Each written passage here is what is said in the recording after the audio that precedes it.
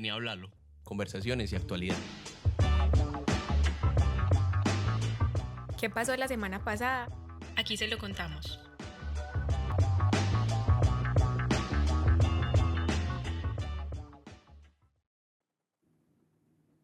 Hola para todos nuestros oyentes de Háblalo.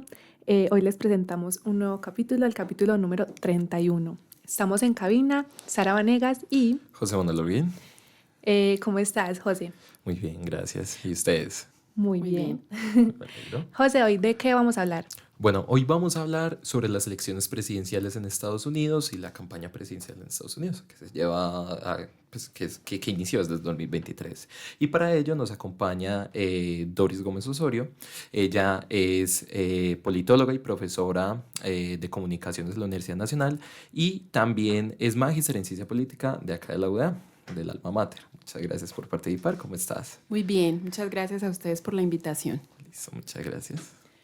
Bueno, para iniciar queremos hacer un breve repaso como recuento en todos los hechos que han sido más relevantes durante esta edición de campañas electorales en Estados Unidos. Vamos a iniciar.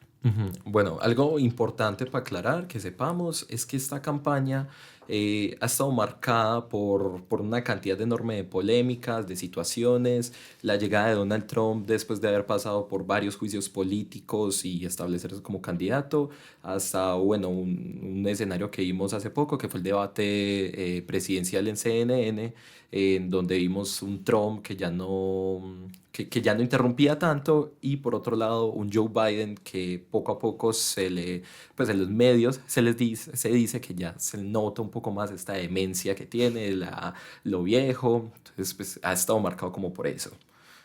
Exacto. Recapitulemos un poco. Todo inicia el 25 de abril del 2023 con Joe Biden, que anuncia su candidatura para la reelección como presidente de los Estados Unidos, junto a Kamala Harris, que es su compañera en esta campaña y que recordemos que actualmente es la vicepresidenta de Estados Unidos. Biden buscaba un segundo y último mandato a la presidencia. En las elecciones primarias demócratas, Biden obtuvo victorias en Georgia, Mississippi y Washington, lo que le permitió alcanzar los 1.968 delegados que eran necesarios para ganar la nominación demócrata el 12 de marzo del 2024. Así fue como él llegó a su candidatura. Correcto, y ya el 27 de junio, como estaba mencionando, se dio este debate en CNN a micrófono cerrado, sin público, uno de los debates el debate que básicamente ha sido foco en estas campañas, y que pues, después de ese debate hemos visto cómo hay varias personas, varios políticos famosos dentro de Estados Unidos reclamando la renuncia de Joe Biden. Y posteriormente, exactamente el 13 de julio, Donald Trump tuvo un intento de asesinato en Mississippi, en Pensilvania, disculpen, en donde pues yo creo que casi que todos hemos visto esta imagen de Donald Trump saliendo en medio de sus guardas de seguridad, con el puño alzado, la oreja ensangrentada, que se ha vuelto ya un ícono después de eso. Sí, después de todos estos hechos vinieron pues muchas cosas como una avalancha, porque unos días después, exactamente el 21 de julio del 2024, Joe Biden anunció su retiro oficial de la campaña electoral y dio su apoyo a Kamala Harris para que fuera la nominada por el Partido Demócrata. Esto pues fue como una noticia, un boom en su momento, a pesar de que muchas personas ya lo estaban pidiendo pues por el estado de Biden, pero pues no se imaginaban pues esa noticia. Harris cuenta con el apoyo de los Clinton y Biden.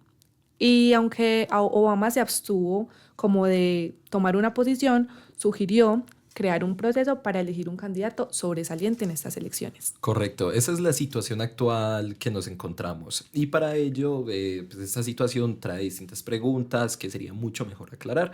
Y para ello nos acompaña Doris en este momento. Muchas gracias.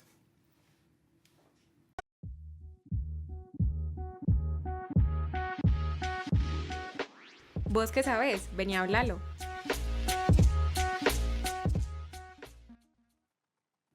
Bueno, nuevamente muchas gracias a Doris por venir. ¿Te parece si comenzamos ya con las preguntas? Claro.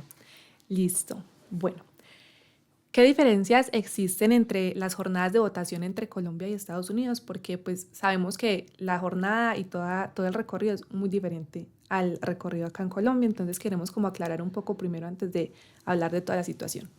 Lo primero que hay que decir es que las elecciones de los Estados Unidos son las elecciones más importantes para el mundo, ¿cierto? Podemos tener como la posición que sea frente a asuntos políticos, pero sin lugar a dudas allí se está decidiendo buena parte del futuro de la humanidad porque es un país muy poderoso. Es una democracia como la nuestra, pero no todas las democracias funcionan igual y yo siempre digo que el sistema electoral es como las matemáticas de la democracia.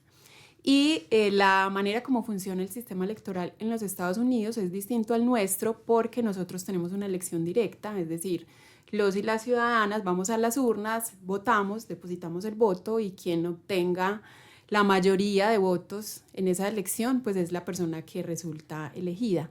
En los Estados Unidos es un sistema indirecto porque existe una figura que son los colegios electorales y se vota en distintos momentos y a través de un proceso pues que también es largo por quienes van a ser delegados en ese colegio electoral, que son las personas que terminarán tomando la decisión final y las votaciones que se van surtiendo en un proceso que ustedes ya nombraron que es bastante largo, decantan primero en la elección de unas candidaturas y finalmente en la elección de quién es el presidente de los Estados Unidos, pero termina siendo un proceso muy mediado por esos delegados o delegadas a los colegios electorales y por un sistema de quien gana, gana todo, que lo que dice es que el candidato que gane en un estado en particular se lleva todos los votos de los delegados de ese estado. Entonces, por eso muchas veces que es como una de las situaciones críticas que suele pasar en ese sistema político es que también ha pasado que no necesariamente quien es mayoritariamente votado por la ciudadanía es quien puede obtener pues el título o la nominación o la presidencia. Se definiría entonces por estos colegios electorales, entonces no por la ciudadanía. No es un voto directo. Entonces, por eso hay unos cálculos que se hacen en términos también de cómo se desarrolla la campaña que son distintos a nuestro sistema. Y otra cosa que también es importante, y esto creo que es un plus del sistema político y específicamente el sistema electoral norteamericano, y es que convoca a la ciudadanía a participar del proceso electoral en muchos momentos. No es como el nuestro, que si miramos casi que nos convocan o a la elección presidencial o a la elección de las autoridades locales cada 4 años, mientras que aquí la invitación a la ciudadanía es constante. Además se refuerza mucho el vínculo que se tiene con los partidos políticos porque la primera convocatoria es justamente a las primarias de los partidos, a elegir las candidaturas. Entonces es un sistema que le pregunta en muchas oportunidades a la ciudadanía sobre su opinión frente a las campañas, a las candidaturas y en ese sentido incentiva mucho la participación ciudadana. Bueno, hablando de cómo es la dinámica allá, sabemos que existe un candidato republicano y otro demócrata, en este caso una candidata demócrata, y también hay otros candidatos de partidos independientes, pero de ellos casi no se habla, como que no tienen tanta popularidad, no sé si nuestros oyentes sabrán de los otros candidatos, pero realmente, personalmente yo no sabía, no me sé los nombres de ellos. Pero uno siempre reconoce a Trump, Biden o pues en este caso Kamala. Entonces, ¿por qué se da esto? Porque siempre esos dos partidos son como los que tienen la popularidad. El sistema electoral norteamericano es un sistema multipartidista. Tenemos la idea de que es bipartidista, pero es porque en ese mismo proceso que implica muchos momentos se va decantando por 2 únicas opciones. Pero la verdad es que es un sistema de múltiples partidos.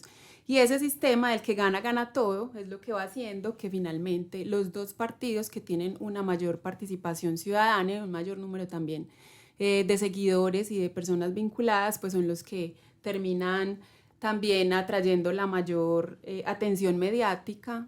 Aquí también hay que decir que esta es la elección mediática más mediática del mundo y que de hecho es un sistema electoral que se nutre también de esa fuerza de lo mediático.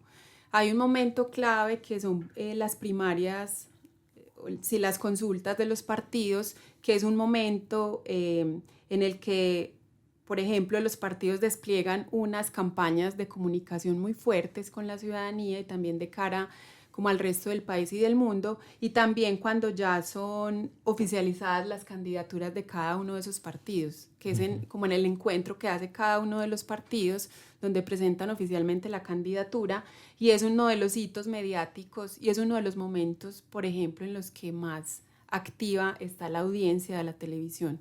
Entonces, casi que es imposible hablar del sistema electoral norteamericano sin hablar también de los medios masivos, porque es un sistema electoral y una campaña que se da mucho por allí. Y pues ahí los dos partidos que vemos, no es que sean los únicos, pero el sistema está también construido para que terminen siendo esas las dos candidaturas más fuertes. Ok, bueno, me gustaría que pasásemos ya como a qué nos podríamos esperar. Y dentro de estas preguntas resuena un poco también lo de la política exterior. Sabemos que esta administración de Biden, su política exterior ha sido fundamental en, al menos últimamente, dos cosas. Su apoyo a Ucrania y también su apoyo, bueno, hasta cierto momento parcial, de Israel en el conflicto entre Israel y Gaza. Te pregunto, ¿qué podríamos esperar de, por ejemplo, una Kamala Harris ya con su política exterior o un Trump con su política exterior? Porque sabemos de que, por ejemplo, de la anterior administración de Trump tuvo un enfoque directo de ataque hostil económico hacia China, por ejemplo, y se llevaba, entre comillas, como según él mismo dice, una buena relación con Putin. Entonces, y Kamala Harris, por otro lado, pues, ¿qué podríamos esperar de ambos en esta nueva política exterior? Ahí hay algo fundamental y es que los Estados Unidos tienen una política exterior de Estado. Okay. Y ahí yo creo que hay un punto común, independiente sea cuál sea el partido al que pertenezca quien llegue a la presidencia. Y esto es claro porque lo que vemos son unos matices, ¿cierto? Unos matices muy mediados por la personalidad de quien llega a hacerlo, pero las apuestas de Estados Unidos en términos de política exterior van a ser siempre las mismas, ¿cierto? No va a dejar de ser un país con cierto nivel de hegemonía en términos políticos, sociales, económicos, que también define la política exterior de muchos otros estados. La llamada Pax Americana. Claro, entonces lo que se pueden ver son unos matices, ¿cierto? Es también, no sé, con Donald Trump lo que vimos fue una persona con menos sentido de la diplomacia en lo que dice, pero si observamos también no ha habido grandes transformaciones en la manera de relacionarse con sus grandes aliados o con sus grandes opositores en los últimos años. Entonces hablamos de la Unión Europea, hablamos de China, hablamos también de la relación con Israel, por ejemplo, y ahí es claro que también esas tendencias como Estado se mantienen. Entonces no creo que vaya a existir una gran variación en términos del apoyar o no a Israel o apoyar o no el conflicto en Ucrania, pero sí lo que puede haber, si llega nuevamente Donald Trump, es otra vez regresar a ese tono y a esas formas de comunicación y de relacionamiento que son políticamente incorrectas, pero que también hacen parte un poco de esa apuesta mediática, comunicativa y de la propia narrativa que despliega un personaje como Donald Trump. Y pues sin lugar a dudas también el ambiente de polarización, que creo que no es una característica solo del sistema político norteamericano, sino que hace parte de las características con las que estamos tendiendo a funcionar los sistemas políticos en diferentes lugares del mundo, y es porque finalmente estamos en una disputa constante en términos también de la visión que se tiene del Estado, de la política, de la democracia, y hay países en los que la disputa es mucho mayor. Pero yo diría incluso que en los Estados Unidos, a pesar de los contrastes que pueden existir entre los dos partidos imperantes, hay unos objetivos como Estado que son muy claros y en los cuales no hay una gran variación. Ok, entonces podríamos tener la seguridad de que en términos de política exterior no existirían muchos cambios. Ok, bueno, de ahí... Bueno, pues, aunque de todas maneras es necesario aclarar que la política exterior tiene un montón de matices A grandes líneas puede que no haya muchas variaciones, pero hay asuntos clave en los que sí se pueden leer unos contrastes. Entonces, no sé, por ejemplo, el asunto migratorio.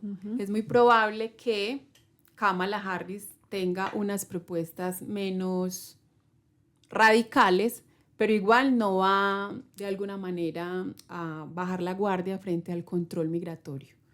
Incluso ya lo vimos en los gobiernos de Obama, que siendo un presidente demócrata, también durante su gobierno se tomaron medidas muy restrictivas frente a los procesos migratorios. Entonces creo que también es importante identificar el tema, por ejemplo, de la salud. Es también un asunto del acceso a la salud y el derecho a la salud. Es un asunto en disputa en el que se ven también marcados contrastes, pero es claro también que en términos de política exterior la tendencia es más clara. Al interior de los Estados Unidos, las disputas en otros asuntos de la política interna es donde se puede ver más contraste. Ok, mencionabas, por ejemplo, lo que podríamos esperar de Kamala Harris y pues el nombre de ella ya como candidata comienza a resonar, ¿cierto? Y el hecho de que haya sido seleccionada también como, bueno, entonces Joe Biden se retira y coloca entonces a Kamala Harris como candidata. Que por ahora, ¿qué podríamos esperar de ella? O sea, ¿cómo fue la gestión de ella como vicepresidenta y más o menos cuál sería la línea de ella ya como candidata? A ver, yo creo que es importante señalar cómo esta ha sido una campaña catalogada por algunos analistas como una campaña aburrida. Y es ¿Cómo así? sí, está muy relacionada con la figura de dos hombres muy adultos, con tendencias también muy marcadas que representan a cada uno de sus partidos, pero lo que algunos analistas denominan como la necropolítica, ¿cierto? Y es esa idea de que los líderes políticos son hombres blancos muy adultos que además ya tienen, pues no solo muy adultos, sino que se les nota la vejez, ¿cierto? Entonces, muchos memes que salieron a partir del debate que ustedes mencionaron tenían que ver justamente con eso, cómo es una representación también de la contienda electoral bastante aburrida y que convoca muy poco a las nuevas generaciones. Yo siento que hay un punto de quiebre en la campaña, específicamente con el atentado a Donald Trump, que yo no me atrevo a decir, como algunas personas desde miradas conspirativas lo hacen, como a dudar de la veracidad del atentado, pues porque creo que se comprometió la vida de muchas personas, pero lo que sí siento es que como la jugada que se hace desde lo mediático y lo comunicativo a partir del hecho es genial, ¿cierto? Tú ya lo dijiste, o sea, hay una imagen o varias imágenes ya icónicas de ese momento donde lo que se ve es a Donald Trump como un héroe. Eso, o sea, podemos tener otra discusión frente a si eso no un atentado real, pero es un hecho que frente a ese atentado la figura de Donald Trump sale fortalecida. Y frente a ese fortalecimiento, un Joe Biden olvidadizo, ¿cierto? Que ni siquiera ya usa bien la lengua para comunicarse, pues es una derrota asegurada para el Partido Demócrata. Entonces creo que ahí la alternativa de Kamala Harris es yo me atrevería a decir, la inmediata.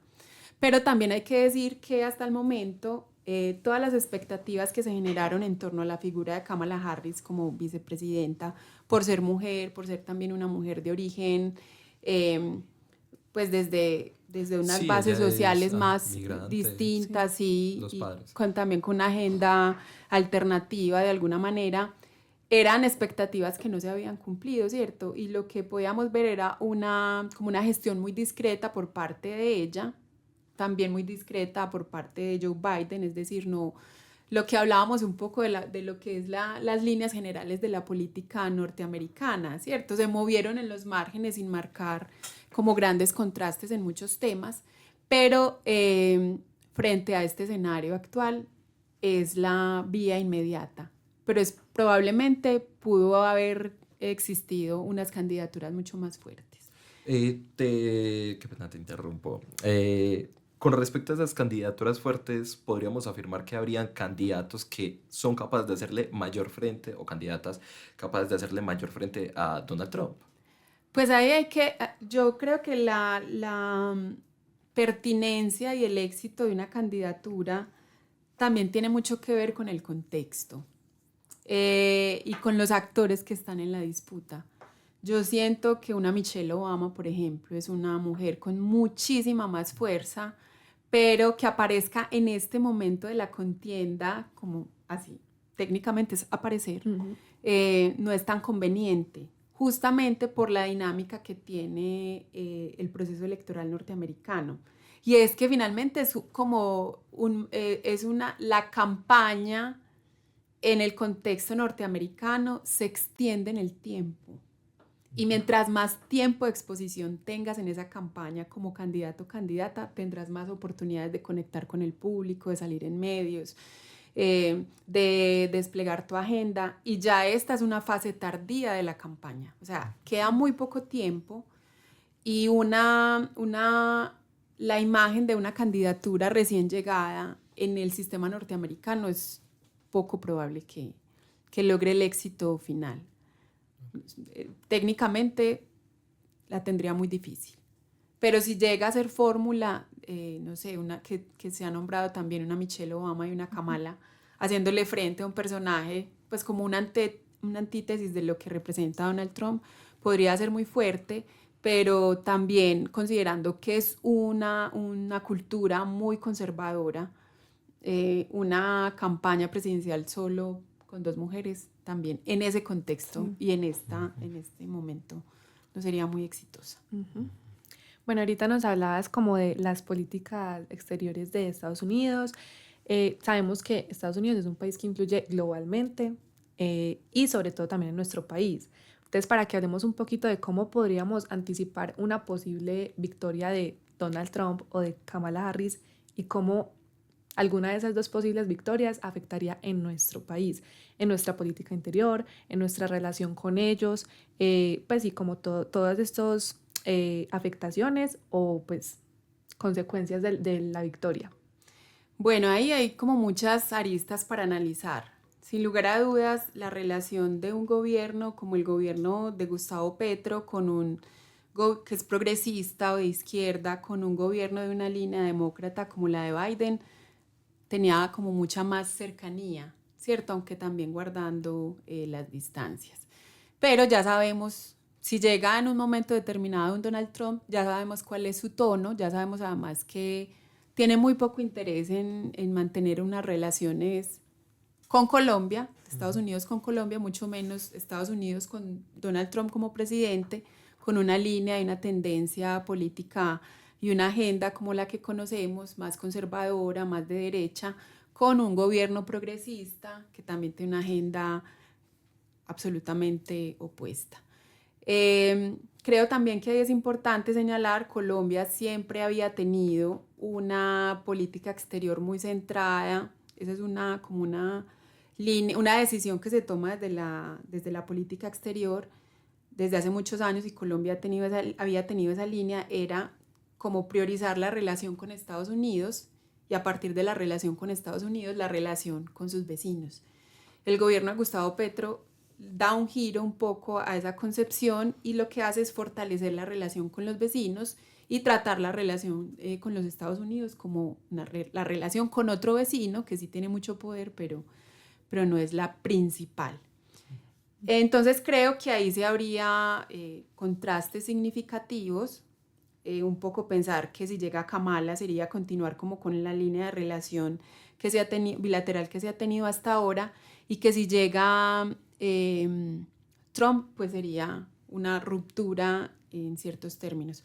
Pero lo que sí es importante señalar es que el resultado de las elecciones en los Estados Unidos tiene implicaciones directas en nuestro proceso electoral para la próxima presidencia, que también ya empezó. Entonces, muy seguramente un triunfo de un Donald Trump en Estados Unidos también sería un respaldo para las campañas de derecha o las campañas que van en esa misma línea discursiva, en esa misma agenda, que sabemos desde ya que son muy fuertes en este momento en Colombia, en oposición al proyecto político que está hoy en la presidencia con Gustavo Petro. Sí, bueno, ya para terminar, hablemos de Trump. Él ha sido una figura pública pues envuelta en polémica, sucesos, como por nombrar algunos, es el primer expresidente condenado de Estados Unidos y recientemente lo que nos contaba José del tiroteo que hubo durante su discurso en Pensilvania y que salió herido. Todos estos sucesos o eventos, creo que ya nos habías hablado un poquito ahorita como por encimita, pero cómo podrían afectar o mejorar su imagen en esta campaña, todo esto que ha pasado durante la campaña. Donald Trump es como la representación de una figura que en comunicación política se conoce como un outsider, ¿cierto? Es un personaje que aparentemente viene de fuera del mundo de la política o de la política tradicional, viene del mundo empresarial, viene del mundo de la cultura, por fuera de esas redes que la política tradicional establece, pero sin lugar a dudas ya es un outsider con experiencia. Entonces él sabe muy bien, y creo también que lo sabe su equipo. Esto es muy claro también en la manera como se hace hoy comunicación electoral y mucho más en el contexto norteamericano. Y es que saben muy bien que es una figura que da mucho material para explotar desde lo mediático. Entonces es un personaje que moviliza el voto también desde la polémica, desde lo políticamente incorrecto.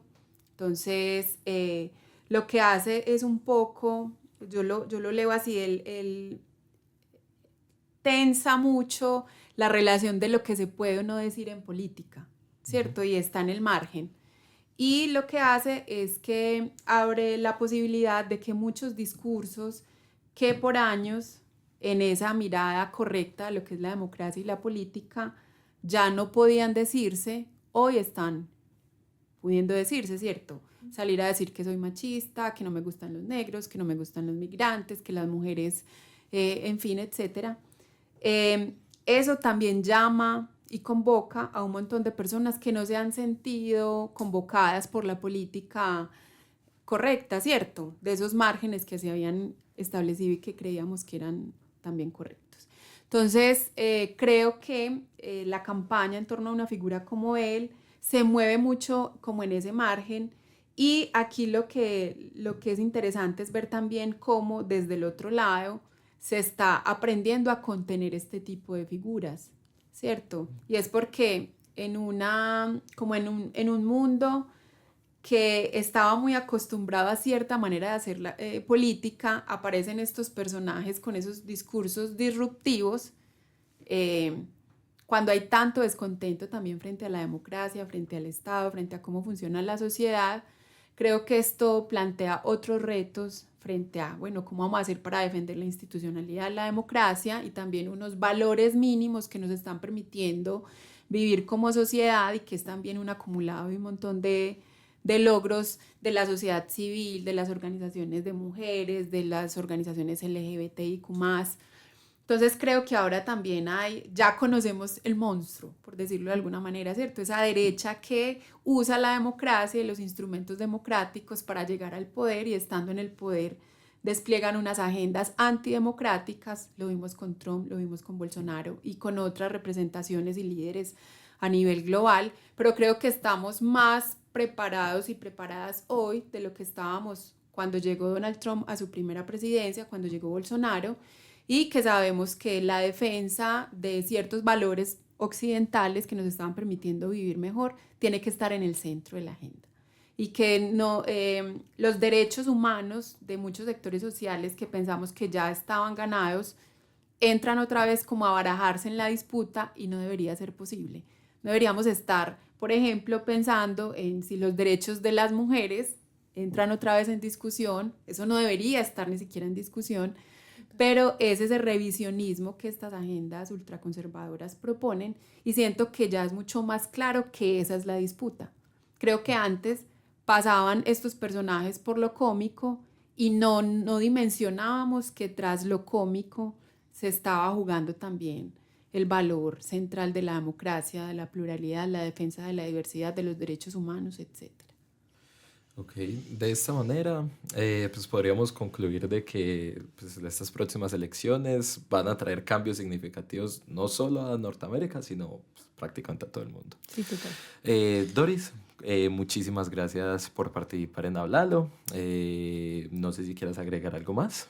Pues yo invito a las personas que nos escuchan a que le hagan seguimiento a los próximos acontecimientos que despliega la campaña y que lo hagan también desde una perspectiva crítica. A mí me apasiona mucho este tema, le hago seguimiento de manera constante, pero creo que en la medida que como ciudadanía estemos más conectados con lo que pasa en esa realidad, nos vamos a conectar incluso con la propia, porque la campaña en Colombia también ya empezó hace mucho tiempo, pero no es tan visible como lo es en el sistema electoral norteamericano, pero interesante también establecer el paralelo entre nuestros dos procesos electorales. Listo. Muchas gracias, Doris. A ustedes.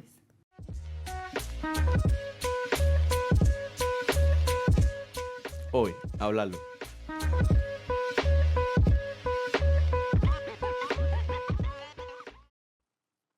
Hoy estuvimos en cabina Sara Vanegas y José Manuel Holguín. Este es un podcast de la Urbe grabado en el 1012 Lab de la Facultad de Comunicaciones y Filología de la Universidad de Antioquia. Muchas gracias por escucharnos. Hasta pronto. Hasta pronto. Recuerden seguirnos en nuestras redes sociales como @delaurbe en Instagram y @delaurbe_al piso en X. Además, podrás ampliar todo el contenido en nuestra página oficial de la Urbe.